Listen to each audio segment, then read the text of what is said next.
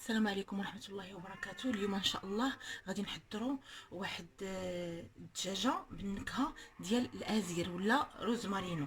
هكذا جوج عريشات ديال الروزمارينو كافيين. غادي نحتاجوا 4 ديال البصلات هنايا مشلضين، جوج عريشات ديال ازير اولا روزمارينو. نحتاجوا دجاجه على حسب كل واحد واستطاعته. غادي نحتاجوا هنا العطريه، غادي نحتاجوا الخرقوم والسكينجبير والبزار وشويه الملحه على حسب الواحد حتى يذوق المرقه باش ما تجيش مالحه، على حسب الدجاج مغسول بالملحه والحامض. هنا نحتاجوا جوج دريسات ديال الثومه ومعلقه ديال السمن، وغادي نحتاجوا الزيت البلديه والروميه. اول حاجه غادي نضيف شويه ديال الزيت الروميه هكذا، شويه ديال الزيت البلديه في الكوكوط. انا نطيبها في الكوكوط، هذه كتوجد دغيا دغيا ما تتعطلش ابدا. غادي نضيف ديك المعلقه ديال السمن، ودابا غادي نضيف البصله.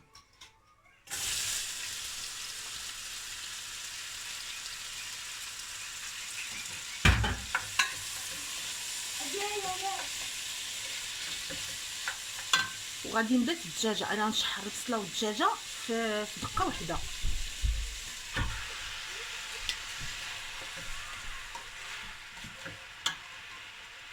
اذا هنا غادي نخليهم حتى يتشحروا في الزيت، وعاد من بعد غادي نضيف العطريه والثومه ما كنضيفهاش مع البصله باش ما كتحرقش وكتطلق المروره. اذا هنايا من بعد ما تشحرات الدجاجه ونزلت لنا داك البصله،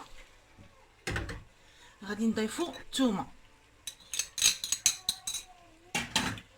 والعطريه. انا نضيف العطريه من غير الملحه حتى نشوف على حسب الدجاجه عندي مغسوله بالملحه.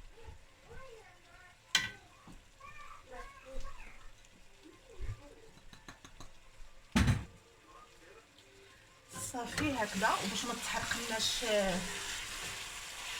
تحرقناش العطريه غادي نضيفوا نص كاس ديال الماء فقط، نص كاس اللي غادي نطيب فيه هاد الدجاجه هادي. اخر حاجه غادي نضيفوا ديك جوج عريشات ديال عزير اولا روزمارين. ما كانش ماشي ضروري، هذا غير للنسمه، كينسم لنا الدجاج.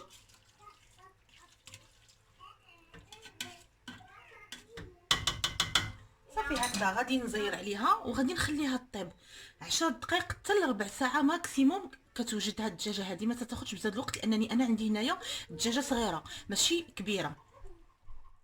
اذا هنا كيف ما شفتوا بعد ما غلات انا زيرت عليها على بوطه مهيله، ما تكونش البوطه مجهده، تكون قليله. وغادي نخليوها طيب على خاطر انا قلت لكم 10 دقائق 15 دقيقه كتكون واجده وطايبه. من بعد غادي نهزو الدجاجه وغادي ندخلوها للفران نحمروها. وديك البصيله غادي نحاولوا نشحروها حتى تعسل شي شويه. اذا هي هذه الدجاجه من بعد ما طابت انا غادي نديرها في الفران تحمر، غادي ندير عليها شويه ديال الزبده وغادي ندخلها الفران.